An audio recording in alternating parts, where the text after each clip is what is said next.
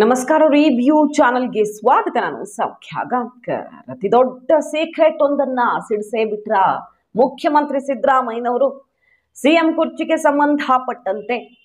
ಮತ್ತು ಈ ಮೂಡಾ ಕೇಸ್ ಎಲ್ಲ ಇಷ್ಟೆಲ್ಲ ತಲೆನೋವಾಗಿರೋಕೆ ಕಾರಣ ಏನು, ಕಾರಣ ಯಾರು ಅನ್ನುವ ಅಸಲಿ ರಹಸ್ಯವನ್ನ ಸಿಡಿಸೇ ಬಿಟ್ರ ಮುಖ್ಯಮಂತ್ರಿ ಸಿದ್ದರಾಮಯ್ಯನವರು ಬಹಿರಂಗ ವೇದಿಕೆಯಲ್ಲಿಯೇ. ಬಿಗ್ ಮೆಸೇಜ್ ಇವತ್ತು ಬ್ಲಾಸ್ಟ್ ಆಗಿರೋದು. ಮಾಹಿತಿ ಮುಂದೆ ಇಡ್ತಾ ಇದೀವಿ, ಮಿಸ್ ಮಾಡ್ತೀನಿ ನಮ್ಮ ಚಾನಲ್ನ ಸಬ್ಸ್ಕ್ರೈಬ್ ಮಾಡಿ, ನಿಮ್ಮ ಅಭಿಪ್ರಾಯ ಕಮೆಂಟ್ ಮಾಡಿ ತಿಳಿಸಿ. ವೀಕ್ಷಕರೇ, ಸಿದ್ದರಾಮಯ್ಯನವರ ವಿರುದ್ಧ ಪಕ್ಷದಲ್ಲಿಯೇ ಕುತಂತ್ರ ನಡೆದಿದೆಯಾ, ಷಡ್ಯಂತ್ರ ನಡೆದಿದೆಯಾ, ಸಂಚು ಮಾಡಿ ಖೆಡ್ಡಾಗೆ ಬೀಳಿಸಲಾಯ್ತಾ, ಇಂಥದ್ದೆಲ್ಲ ಚರ್ಚೆಗಳಾಗ್ತಿದ್ದಾವೆ. ಬಿಜೆಪಿಯವರಂತೂ ಬ್ಯಾಕ್ ಟು ಬ್ಯಾಕ್ ಆ ಸ್ಟೇಟ್ಮೆಂಟ್ ಕೊಡ್ತಿದ್ದಾರಲ್ಲ. ಮೊದಲು ಕುಮಾರಸ್ವಾಮಿ ಅವರು ಹೇಳಿದ್ದಾಯ್ತು, ಬೇರೆ ಬೇರೆಯವರು ಹೇಳಿದ್ರು, ವಿಜಯೇಂದ್ರ ಹೇಳಿದ್ರು, ಪ್ರಹ್ಲಾದ್ ಜೋಶಿ ಅವರು ಇವತ್ತೂ ಹೇಳಿದ್ದಾರೆ.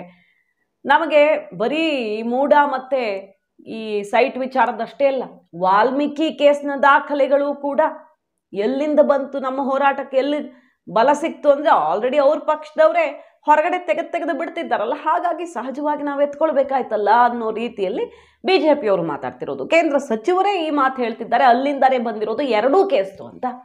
ಇದೆಲ್ಲ ಆಗ್ತಿರೋ ಹೊತ್ತಲ್ಲಿ ಮುಖ್ಯಮಂತ್ರಿಗಳನ್ನ ಚೇಂಜ್ ಮಾಡಬೇಕು ಅನ್ನುವಂತಹ ಹುನ್ನಾರ ನಡೆದಿದೆಯಾ, ಡೆಲ್ಲಿ ಲೆವೆಲ್ ಅಲ್ಲಿ ದೊಡ್ಡ ಪ್ರಮಾಣದಲ್ಲಿ ಆ ಕೆಲಸ ಆಗ್ತಿದೆಯಾ, ಕಾರ್ಯಾಚರಣೆ ಶುರುವಾಗೇ ಬಿಟ್ಟಿದೆಯಾ ಅನ್ನೋ ಚರ್ಚೆಗಳೆಲ್ಲ ಗರಿಗೆದರಿರೋ ಹೊತ್ತಲ್ಲಿ ಬೆಳಗಾವಿಯಲ್ಲಿ ಒಂದು ಸೀಕ್ರೆಟ್ ತೆಗೆದಿದ್ದಾರೆ ನೋಡಿ ಮುಖ್ಯಮಂತ್ರಿಗಳು. ಪರೋಕ್ಷವಾಗಿ ಸಂಗೊಳ್ಳಿ ರಾಯಣ್ಣ ಅವರ ಎಕ್ಸಾಂಪಲ್ ಕೊಡ್ತಾರೆ. ಸಂಗೊಳ್ಳಿ ರಾಯಣ್ಣನಿಗೂ ತನಗೂ ಹೋಲಿಕೆ ಮಾಡಿಕೊಂಡ್ರ ಹಾಗಾದ್ರೆ ಸಿದ್ದರಾಮಯ್ಯನವರು. ಸಂಗೊಳ್ಳಿ ರಾಯಣ್ಣ ಯಾವ ಟೈಮಲ್ಲಿ ಶಸ್ತ್ರ ಹಿಡ್ಕೊಂಡಿರಲ್ಲ, ಯಾವ ಟೈಮಲ್ಲಿ ಸೈನಿಕರಿರಲ್ಲ ಅನ್ನೋದನ್ನೆಲ್ಲ ಹೇಳಿಕೊಟ್ಟು ಬ್ರಿಟಿಷರ ಕೈಗೆ ಸಿಕ್ಕಾಕ್ಸಿದವರು ಬೇರೆ ಯಾರೂ ಅಲ್ಲ, ಅವ್ರ ಜೊತೆಗಿದ್ದವ್ರೆ. ಅದೇ ರೀತಿಯಲ್ಲಿ ಈಗಿನ ಕಾಲದಲ್ಲೂ ಇರ್ತಾರೆ ಅಂತ ಒಂದು ಶಬ್ದವನ್ನೂ ಕೂಡ ಬಳಕೆ ಮಾಡ್ತಾರೆ. ಅಂಥ ಜನ ಆಗ್ಲೂ ಇದ್ರು, ಈಗಲೂ ಇದ್ದಾರೆ.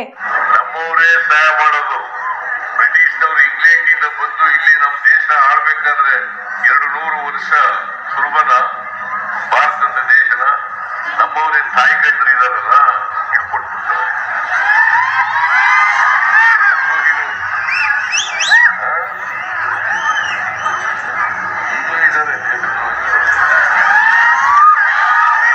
ಆ ಟೈಮಲ್ಲಿ ಈಜ್ ಮಾಡುವಾಗ ಅವ್ರ ಹತ್ರ ಸೈನಿಕರಿರಲ್ಲ, ಮತ್ತೆ ಕತ್ತಿ ಗುರಾಣಿ ಇರಲ್ಲ, ಅವ್ರನ್ನ ಹಿಡಿಬಹುದು ಅಂತ ಹೇಳ್ಬಿಡ್ತಾರೆ.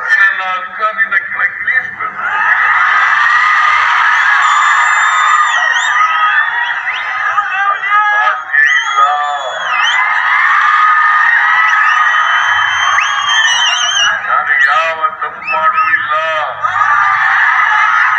ಇಲ್ಲಿವರೆಗೆ ನಿಮ್ಮ ಆಶೀರ್ವಾದ ನನ್ನ ಮೇಲೆ ಇರುತ್ತದೆ.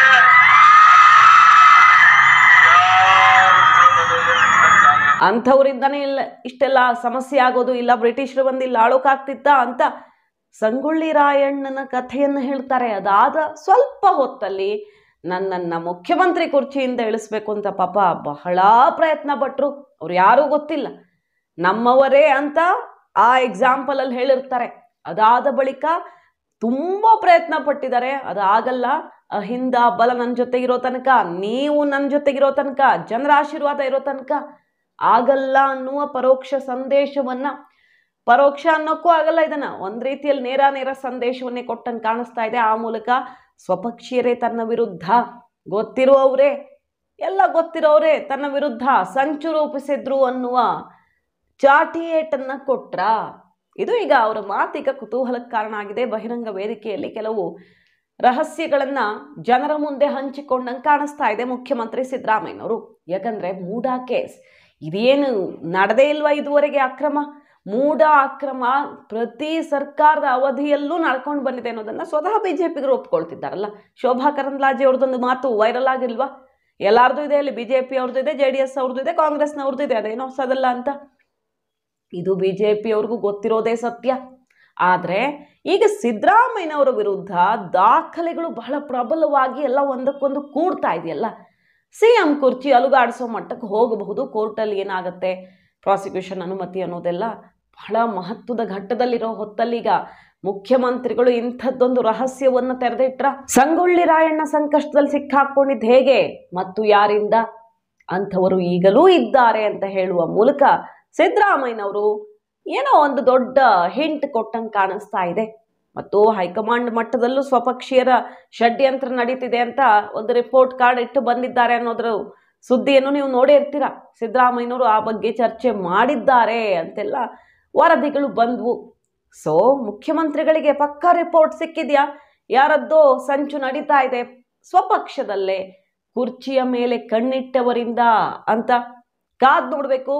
ಯಾವ ಕಾರಣಕ್ಕೂ ಜಗ್ಗಲ್ಲ ಬಗ್ಗಲ್ಲ ಅಂತ ಸೆಡ್ ಹೊಡೆದಿದ್ದಾರೆ. ಅದು ಸ್ವಪಕ್ಷೀಯರಿಗೂ ಇರ್ಬೋದು, ವಿರೋಧ ಪಕ್ಷಗಳಿಗೂ ಇರ್ಬೋದು. ಮಾಹಿತಿ ನಿಮ್ಗೆ ಇಷ್ಟ ಆಗಿದ್ರೆ ಮಿಸ್ ಮಾಡಿದ್ರೆ ನಮ್ಮ ಚಾನಲ್ನ ಸಬ್ಸ್ಕ್ರೈಬ್ ಮಾಡಿ. ನಿಮ್ಮ ಅಭಿಪ್ರಾಯ ಕಮೆಂಟ್ ಮಾಡಿ ತಿಳಿಸಿ. Thank you.